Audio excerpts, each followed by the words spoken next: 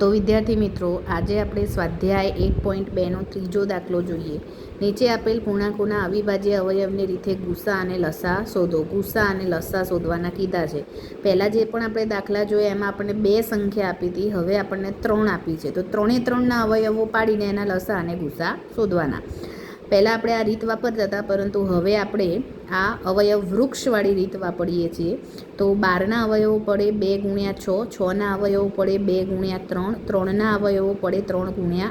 એટલે 12ના અવયવો આપણે 2 × 2 × 3 લખી શકીએ. 2 × 2 એટલે 2નો વર્ગ લખાય, તો 2નો વર્ગ × 3. 15ના અવયવો લખી શકાય 3 × 5, અને 21ના અવયવો લખી શકાય 7 × 3. એ જ રીતે 3ના અવયવો આપણે શોધી દીધા. હવે એના ઉપરથી લસા અને ગુસા શોધીએ. ગુસા એટલે 3માં જે સામાન્ય હોય એ તો ખરું જ, પણ નાની ઘાત. અહીંયા સામાન્ય માત્ર ને માત્ર 3 છે, તો આપણે ગુસા તરીકે 3 લઈ શકીએ. લસા એટલે શું? તો કે જે સામાન્ય હોય તો ખરું જ, પણ બાકીનું બધું જ. અને સામાન્ય હોય એની મોટી ઘાત પહેલાં પસંદ કરવાની. તો અહીંયા કોઈ સામાન્ય 3 સામાન્ય દેખાય છે, તો 3 તો લેવાના જ, બાકીનું બધું. એટલે 2નો વર્ગ પણ આવી જાય, 5 પણ આવી જાય અને 7 પણ આવી જાય. આ બધોનો ગુણાકાર કરીએ એટલે આવશે આપણી જોડે જવાબ 420. તો લસા અને ગુસા આપણે શોધ્યા. બીજો દાખલો જોઈ લઈએ કે 17, 23 અને 29 આ ત્રણેયના ગુસા અને લસા શોધવાના છે. તો 17, 23 અને 29 આ ત્રણેય અવિભાજ્ય સંખ્યાઓ છે. એનો મતલબ એવો કે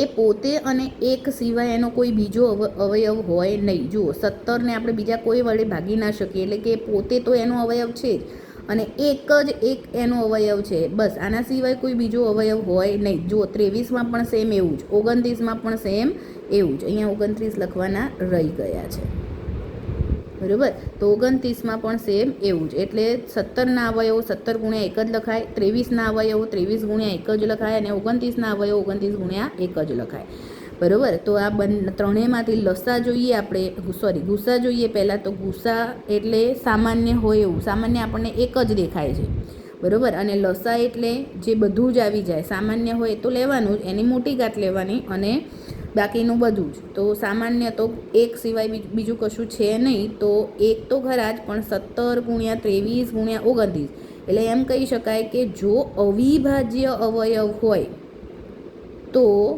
લસા એ સંખ્યાઓના ગુણાકાર બરાબર થાય, અને ગુસા છે એ માત્ર ને માત્ર એક જ આવે. જો અહીંયા લખ્યું જ છે મેં આગળ, તો જો અહીંયા લખ્યું જ છે કે હંમેશા અવિભાજ્ય સંખ્યાઓ હોય તો એમનો ગુસા હંમેશા આપણને એક જ મળે, અને લસા છે 2 સંખ્યાઓના ગુણાકાર બરાબર હોય. હવે આગળ ત્રીજો દાખલો જોઈએ કે 6, 9 અને 25ના લસા અને ગુસા શોધો. 6 ને 8 છે, તો 8, 9 અને 25. તો 8ના આપણે અવયવો પાડીએ તો 2 × 4, 4ના અવયવો 2 × 2, 2ના અવયવો 2 × 1. હવે આગળ અવયવો પડે એમ નથી. 9ના અવયવો 3 × 3, 3ના અવયવો 3 × 1. હવે આગળ અવયવ પડે એમ નથી. 25ના અવયવો 5 × 5, 5ના અવયવો 5 × 1. હવે આગળ અવયવ પડે એમ નથી. તો 8ના અવયવો આપણે 2નો ઘન લખી શકીએ, 9ના અવયવો 3નો વર્ગ લખી શકીએ, અને 5ના અવયવો 5નો વર્ગ લખી શકીએ. તો આનો ગુસા શું થાય? તો કે જે સામાન્ય હોય, પણ અહીંયા કશું જ સામાન્ય નથી, માટે શું લખી શકીએ? 1 લખી શકીએ. અને લસા શું થાય? તો કે 2નો ઘન, 3નો વર્ગ અને 5નો વર્ગ. 2નો ઘન શું થાય? 8, 3નો વર્ગ એટલે 9, 5નો વર્ગ એટલે 25. ત્રણેયનો ગુણાકાર કરો એટલે 1800 જવાબ મળે, બરાબર.